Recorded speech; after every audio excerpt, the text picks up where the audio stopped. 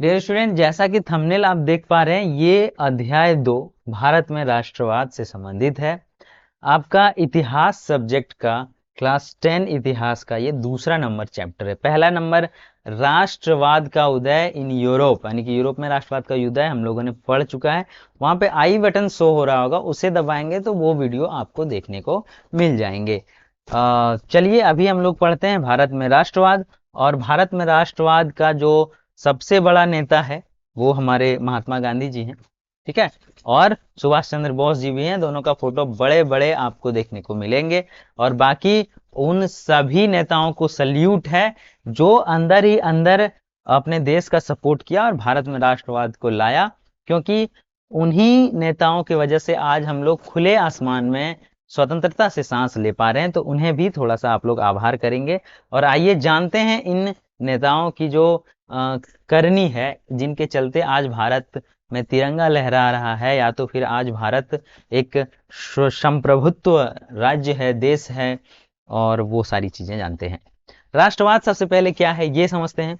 राष्ट्रवाद देश के प्रति प्रेम और एकता को कहा जाता है। अगर आपके हृदय में, आपके दिल में, आपके मन में देश के प्रति प्रेम है, एकता है, अगर उसके प्रति सहानुभूति है, तो आपके अंदर राष्ट्रवाद की भावना है। तो राष्ट्र के प्रति जो प्रेम और एकता है उसे ही हम लोग कहते हैं राष्ट्रवाद, ठीक है। अभी लोग एक राष्ट्र के रूप में जुड़ते हैं, यानी कि लोग एक दूसरे से कैसे जुड़ते हैं। मान के चलते हैं आप गए श्रीलंका, वहां पे तो आपको लगेगा नहीं कि ये हमारा भारत है। वहीं पे अगर आप तमिलनाडु जाते हैं तो आपको अंदर से लगता है कि नहीं, वी बोथ आर सेम, क्योंकि हम लोग एक ही देश के हैं, भारत देशवासी हैं। तो लोग एक राष्ट्र के रूप में एक दूसरे से जुड़ते हैं अगर राष्ट्रवाद जहां पे होता है।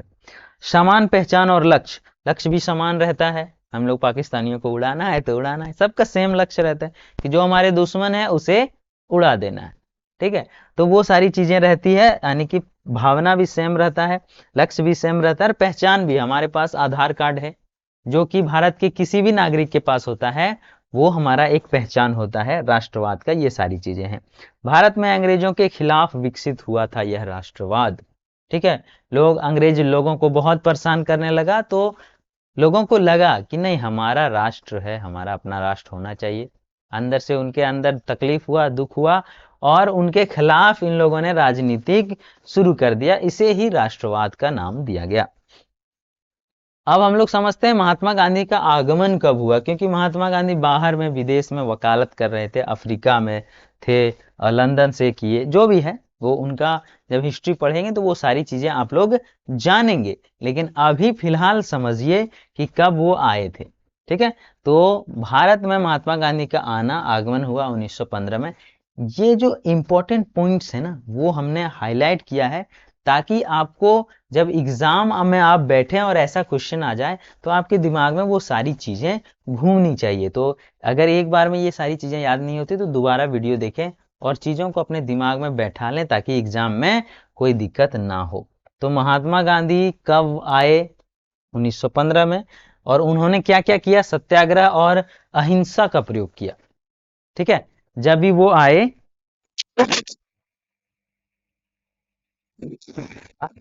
और क्या, तो सत्याग्रह, सत्य के लिए आग्रह करना सत्याग्रह कहलाता है। और बिना लड़े झगड़े कोई आंदोलन करना अहिंसा कहलाता है। ये इनका मेन ताकत था महात्मा गांधी जी का। और जनता को जोड़ा, जनता को आपस में जोड़ा, जो गरीब जनता है, इच्छुक जनता है, देश के लिए कुछ करने, कुछ काम करने की इच्छुक है, उसे जोड़ा। और आंदोलन को जन आंदोलन बनाया। ये अपना आंदोलन था और ये धीरे धीरे इसे जन आंदोलन बना दिया, ठीक है। अब है कि हमें पढ़ना है यहाँ पर ही रॉलेट एक्ट। क्या पढ़ना है? Rowlatt act. एक बार फिर बता देते हैं कि आपको इस वीडियो में मोटा मोटा आइडिया, आर्टिफिशियल मतलब वो आपको सुपरफिशियल नॉलेज मिलेगा कि इसका जो ये चैप्टर है इसमें क्या क्या चीजें पढ़नी है, ठीक है। हाँ, फिर एक बार और हम इसी वीडियो को लेकर आएंगे, मतलब इस चैप्टर को, उसमें डिटेल से आपको पूरी क्वेश्चन आंसर कराया जाएगा। तो अभी आप समझिए मोटा मोटा, ठीक है। हाँ, कि अभी हम लोगों को पढ़ना क्या क्या है इस चैप्टर में, तो इस चैप्टर में रॉलेट एक्ट भी पढ़ना है। रॉलेट एक्ट कब आया था डियर स्टूडेंट, तो वो आया था 1919 में। कब आया था? 1919 में। और ये था क्या, तो बिना मुकदमे के गिरफ्तारी का एक कानून था। एक कानून ऐसा था जिसमें अंग्रेजों को अगर लगे कि ये टीचर पढ़ा रहा है और हमारे खिलाफ पढ़ा रहा है तो उसे गिरफ्तार कर लिया जाए। किसी को लगे कि स्टूडेंट पढ़ रहा है और अंग्रेजों के खिलाफ कोई चीज पढ़ रहा है तो उसे गिरफ्तार कर लिया जाए, और उसका कोई कानून नहीं था। मतलब बिना मुकदमा दर्ज किए, बिना एफआईआर किए अरेस्ट कर सकता था, ऐसा कानून था ये रॉलेट एक्ट। तो इसका तो विरोध होना था, ठीक है। और इसी का विरोध किए पूरे भारत वाले लोग। और जब रॉलेट एक्ट का विरोध हुआ तो क्या क्या चीजें हुई वो आगे पढ़ेंगे। सबसे पहले रॉलेट एक्ट में होता हुआ क्या क्या वो जानते हैं। जैसे नागरिक का अधिकार रॉलेट एक्ट में खत्म हो रहा था, पूरे देश ने इसका विरोध किया और गांधी जी ने सत्याग्रह शुरू किया इसी रॉलेट एक्ट के बाद, ठीक है। रॉलेट एक्ट वापस लो, देखिए कैसे कैसे नारे लग रहे थे। हम अन्याय नहीं सहेंगे। रॉलेट एक्ट 1919 में हुआ था। यह एक एक्ट था to provide for the more effective trial of certain offence and for other purpose. मतलब अंग्रेजों के खिलाफ कुछ भी नहीं कर सकते हैं, ठीक है। तो वही चीज का विद्रोह किया। सत्य और अहिंसा ही हमारा हथियार है, महात्मा जी का कहना था, ठीक है। ये सारी चीजें हैं इस चैप्टर में। अभी रॉलेट एक्ट के विरोध में एक घेरा था, एक मतलब बोल सकते हैं उसको कंपाउंड था, ऊंचे ऊंचे दीवार था, एक ही गेट था और बहुत बड़ा मैदान था, जलियांवाला बाग उसको कहते हैं, ठीक है। तो जलियांवाला बाग में सभी लोग जमा हुए थे रॉलेट एक्ट के विरोध में, यानी कि रॉलेट एक्ट गो बैक ऐसे करके नारे लगा रहे थे, सभी लोग जमा हुए थे। वहां पे एक कमीना टाइप का पुलिस अफसर था जिसका नाम है जनरल डायर। देखिए वो उधर आपको फोटो दिख रहा होगा। उन्होंने अंधाधुंध गोलियां चलवा दी आम लोगों पर और बहुत सारे लोग वहां पे मारे गए थे। और इसी कांड को कहते हैं जलियांवाला बाग हत्याकांड, ठीक है। तो जलियांवाला बाग हत्याकांड कब हुआ था? 13 अप्रैल 1919 को हुआ। निहत्थे लोगों पर गोलीबारी कराई गई और पूरे देश में इससे आक्रोश और फैल गया, अंग्रेजों के विरुद्ध और आक्रोश फैल गया। जो लोग अंग्रेजों को थोड़ा मोड़ा अच्छा आदमी कहता था उसके खिलाफ ये भी हो गए और आंदोलन और भी तेज बढ़ने लगा, ठीक है। तो जलियांवाला बाग आशा करते हैं समझ गए होंगे। यह हत्याकांड भारतीय इतिहास का काला अध्याय है। क्या है? तो भारतीय इतिहास का काला अध्याय है, ठीक है। आगे है इसके बाद गांधी जी ने क्या चलाया? तो असहयोग आंदोलन चलाया। राष्ट्रवादी के कड़ी में जब जलियांवाला बाग हत्याकांड हो गया तो महात्मा गांधी बोले कि आप लोगों को जो मन करता है सो करते हैं, तो हम लोग क्या करेंगे, आपका कोई सामान का यूज नहीं करेंगे। तो असहयोग आंदोलन में क्या क्या हुआ? शिक्षक लोग देखिए शिक्षा का बहिष्कार कर दिए, सरकारी शिक्षा नहीं, सरकारी स्कूल बंद कर दिया गया, स्कूल कॉलेज छोड़े गए। जो लोग पढ़ते थे सरकारी स्कूल में वो बच्चे स्कूल जाना छोड़ दिए। दूसरा, विदेशी वस्त्रों का भी बहिष्कार कर दिए। जैसे हम लोग अभी टी शर्ट जींस पहन लेते हैं, जब असहयोग आंदोलन हुआ था तो सभी वो कपड़े लोग जला दिए रोड में ले जाके जो विदेशी था, और स्वदेशी अपनाया गया। चरखा लोगों ने चलाने लगा, धोती अपना बना के। महात्मा गांधी देखिए एक धोती बांध लिए, एक धोती ओढ़ लिए और अब हम ऐसे ही रहेंगे, ठीक है। तो ये देसी अपनाने की जो आंदोलन था उसे ही असहयोग आंदोलन कहते हैं। कहीं कहीं पे इसका नाम स्वदेशी आंदोलन भी हो जाता है, ठीक है। और जनता ने इसकी बहुत अच्छे से भागीदारी लिया इसमें।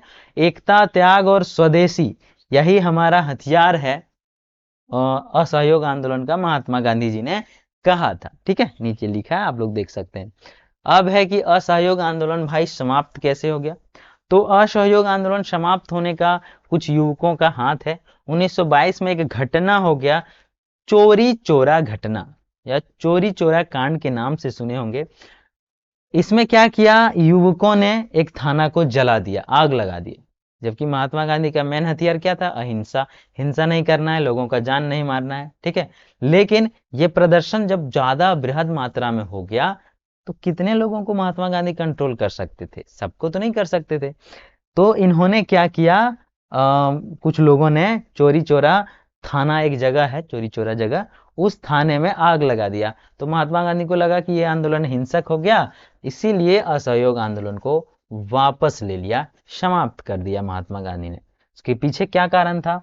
तो 1922 में चोरी चोरा घटना, उत्तर प्रदेश के गोरखपुर जिले में प्रदर्शन हिंसक हो गया था। ये यूपी का ही है। वैसे जिन्होंने आग लगाया था वो भी क्रांतिकारी ही थे, अच्छी बात है, वो खराब नहीं है। पर महात्मा गांधी के नजरिए से वो खराब था, क्योंकि महात्मा गांधी चाहते थे अहिंसा मेरी आस्था का पहला नियम है। देखिए महात्मा गांधी कहते हैं, ठीक है, हाँ, मैं हिंसा के साथ स्वराज नहीं चाहता हूं, मतलब लड़ाई झगड़ा करके हमें स्वराज नहीं चाहिए, महात्मा गांधी का कहना था। ठीक है। और कुछ कारण देख लीजिए। हिंसा फैल गई थी, प्रदर्शनकारियों ने पुलिस थाने को जला दिया, 22 पुलिसकर्मी मारे गए उसी पुलिस थाना में। गांधी जी ने आंदोलन वापस ले लिया। गांधी जी का मानना था कि आंदोलन अहिंसक होना चाहिए, यानी कि उसमें लड़ाई झगड़ा मारपीट नहीं होनी चाहिए। अहिंसा मतलब शांति से होना चाहिए, अहिंसा सबसे महत्वपूर्ण है, ये गांधी जी का कहना था। ठीक है। अब गांधी जी ने एक और चीज चलाया जिसका नाम था सविनय अवज्ञा आंदोलन। क्या था? 20 में चलाया असहयोग आंदोलन और उसे 22 में बंद कर दिया गया। फिर 30 में इन्होंने चलाया सविनय अवज्ञा आंदोलन। हम आपका आज्ञा नहीं मानेंगे, उसे कहते हैं अवज्ञा, लेकिन सविनय से। जैसे कोई अगर आपको बोले कि बेटा पढ़ने छोड़ दो, ठीक है, अगर आपके पिताजी बोले कि बेटा आप पढ़ने छोड़ दो, तो आप जो है अपने पिताजी की आज्ञा का पालन नहीं करेंगे। लेकिन कैसे नहीं करेंगे? तो पिताजी को बोलेंगे कि पिताजी हमें पढ़ना अति आवश्यक है, इसलिए हम आपका आदेश नहीं मानेंगे और हम पढ़ेंगे, आप हमें पढ़ने से मना नहीं कर सकते हैं। महात्मा गांधी ने ऐसे ही एक आंदोलन चलाया, अंग्रेजों को कहा कि हम आपका बात नहीं मानेंगे, लेकिन विनय के साथ, प्रेम के साथ। जैसे कोई अगर आप गलत काम करने बोलेंगे, अंग्रेज अगर कोई गलत काम करने बोलता था तो महात्मा गांधी उसे साफ मना कर देते थे। और इस टाइप का एक आंदोलन चला जिसका नाम था सविनय अवज्ञा आंदोलन। कब चला? 1930 में। यह आंदोलन अंग्रेजी हुकूमत के अन्यायपूर्ण कानूनों के खिलाफ था। ठीक है। हाँ, अंग्रेजी कानून का उल्लंघन किया गया। अंग्रेज जो जो कानून बनाया, अगर भारतीय लोगों को अच्छा नहीं लगा तो उस कानून को तोड़ दिया, उल्लंघन किया, इसीलिए इसका नाम था अवज्ञा आंदोलन। और इन्होंने नमक कानून को तोड़ा। एक्चुअल में ये कानून बना था नमक का, कि नमक पर टैक्स लगाया गया था। और महात्मा गांधी का कहना था कि हमारा देश अगर तीनों तरफ समुद्र से घिरा हुआ है और समुद्र के पानी से जब नमक बनता है, सिर्फ सुखा देने से, तो क्यों टैक्स देंगे आपको हम नमक का? तो नमक का कानून इन्होंने तोड़ दिया और खुद से नमक बना लिए। पूरे देश में आंदोलन, ये वाला सविनय अवज्ञा आंदोलन फैल गया और इसी में स्वराज की मांग होने लगी। ठीक है। तो स्वराज की मांग सविनय अवज्ञा आंदोलन में उठने लगा कि हमें अपना राज चाहिए भाई। जब नमक खाने के लिए तुम टैक्स लगाओगे तो तुम्हारे राज्य में हम नहीं रहेंगे। और अंग्रेजों के खिलाफ स्वराज का आंदोलन भी छिड़ गया। कहता है हम अन्यायपूर्ण कानूनों को नहीं मानेंगे और न ही उनका पालन करेंगे। ये इन क्रांतिकारियों का कहना था। यह आंदोलन भारतीय स्वतंत्रता संग्राम का निर्णायक मोड़ था। स्वतंत्रता संग्राम का ये निर्णायक मोड़ था सविनय अवज्ञा आंदोलन। यहां से अंग्रेज लोग हिल गए।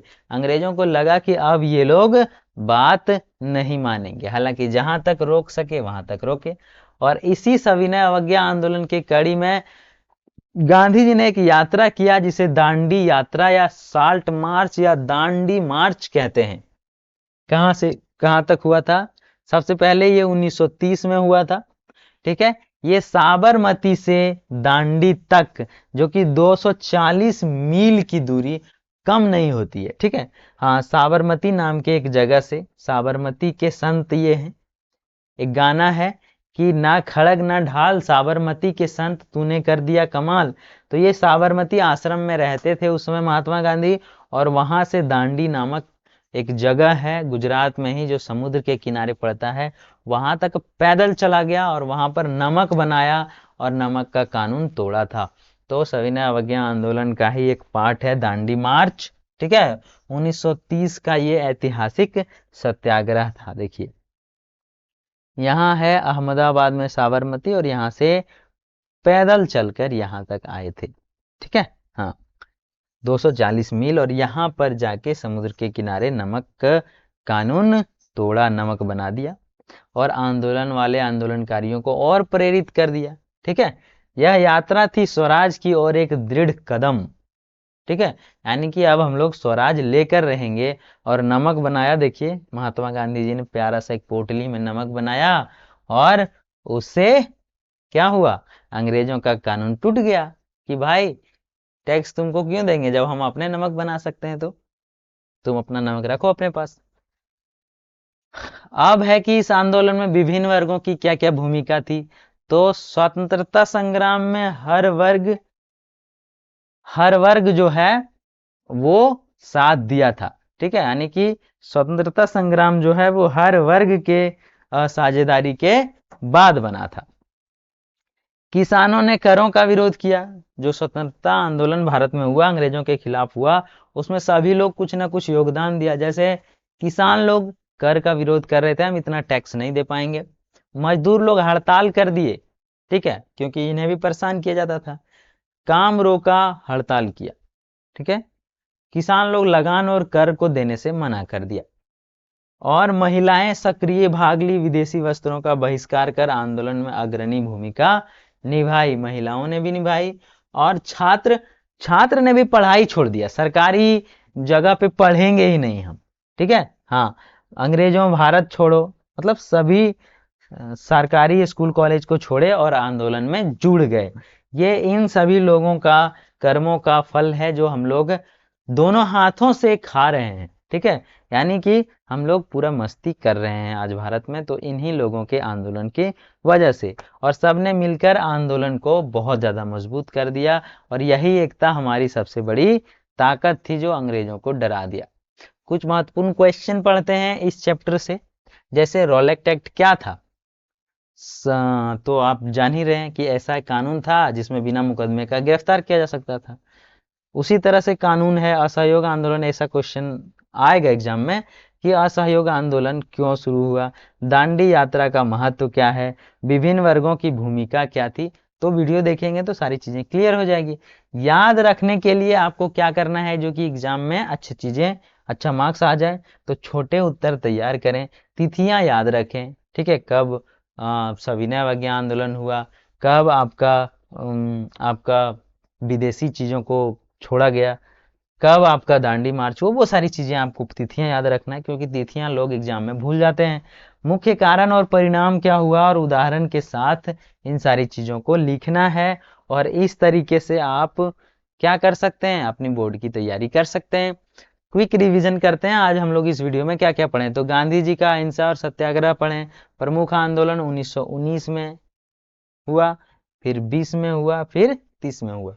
1919 में रॉलेट एक्ट के खिलाफ, ठीक है, फिर 1920 में असहयोग आंदोलन, 19 से 30 में सविनय अवज्ञा आंदोलन हुआ। ये चीजें याद रखना है। नमक सत्याग्रह जो हुआ वो बहुत महत्वपूर्ण सत्याग्रह है, क्योंकि उसमें नमक कानून को तोड़ा गया।